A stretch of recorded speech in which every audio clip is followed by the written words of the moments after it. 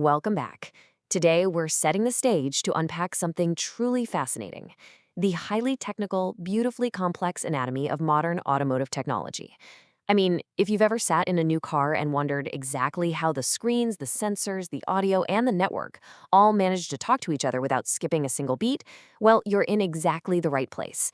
We're going to break it all down, step by step, right here in this explainer. So I want you to ask yourself this. What does it really take to test the digital brain of a modern car? Because let's be honest, a modern vehicle isn't just a machine with an engine anymore, right? It's essentially a highly advanced computer on wheels.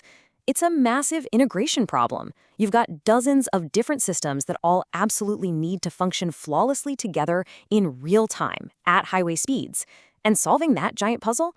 That requires a highly specialized kind of engineer who can navigate both hardware and software ecosystems completely seamlessly.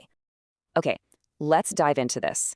Here is our roadmap for systematically peeling back the layers of a vehicle's technology stack. 1. The modern infotainment engineer. 2. Network protocols and diagnostics. 3. Core multimedia and connectivity. 4. Testing, automation, and tools. And 5. Accelerate your career now. Part 1. The modern infotainment engineer.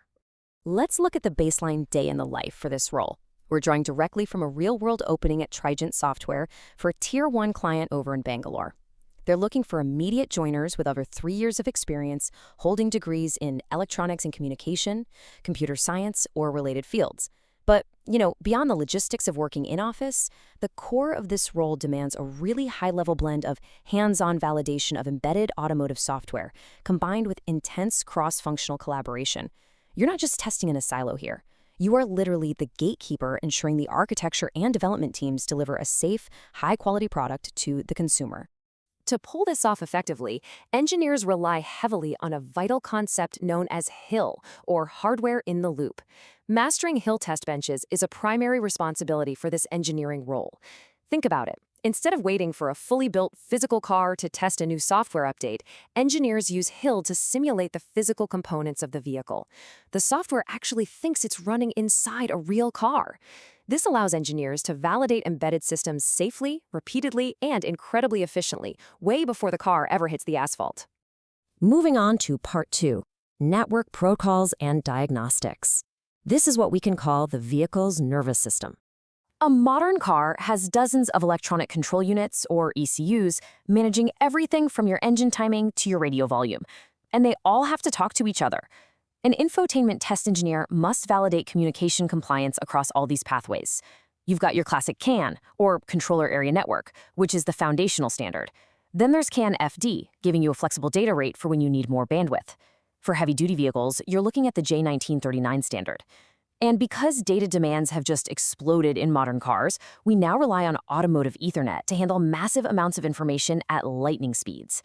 The absolute crucial point here is that an engineer has to ensure messages travel across this entire backbone flawlessly.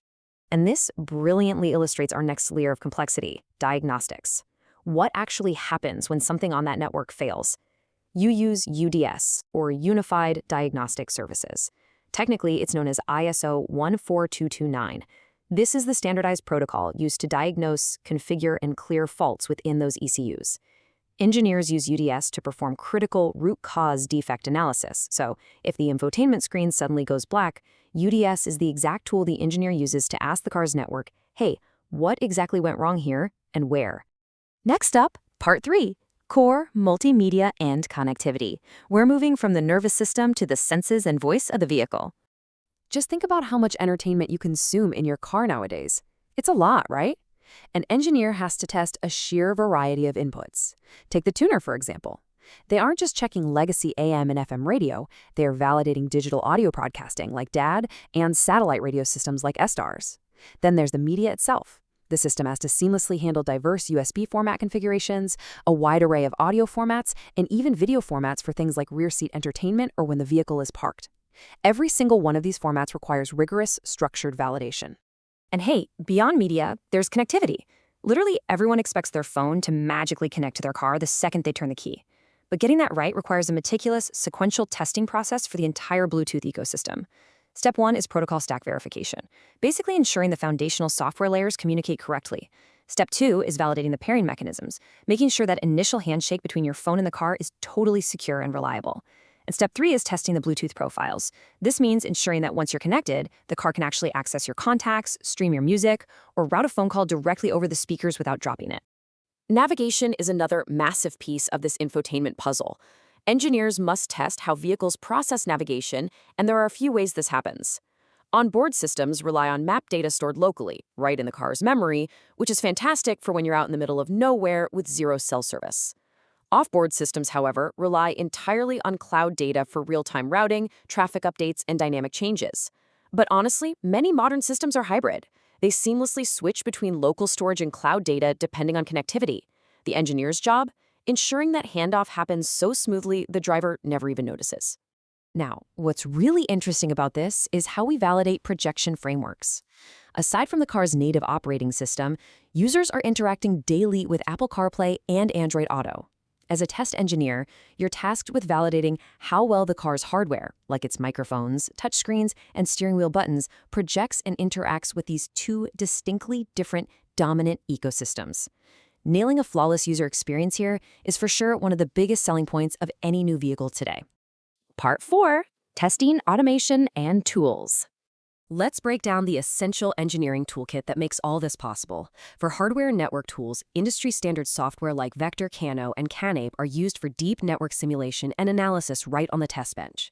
For scripting those custom scenarios, engineers rely on CAPL, which is specific to vector tools, as well as Python. And finally, to actually run these thousands of test cases automatically overnight so we aren't doing it manually, they use automation tools like the Robot Framework or PyTest.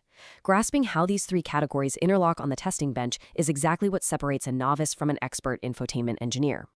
And finally, Part 5. Accelerate your career now. So I have to ask, are you ready to accelerate your career and bridge your own technical gap?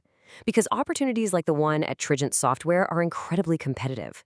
To really stand out, you've got to walk into that face-to-face technical interview panel with absolute confidence in your ability to master HIL test benches, execute Python automation, and debug UDS diagnostics. Here's the most important thing to take away from this explainer. You can absolutely master these skills. If you need support for your learning, or you just want to brush up on these exact tools and protocols before your next big interview, you can enroll in the Infotainment Testing Training today. Just visit learning.cosmiclatteindia.in for more details and jumpstart your technical journey.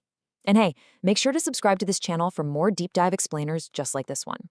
As our cars become less about horsepower and more about computing power, the real question is, who's actually in the driver's seat?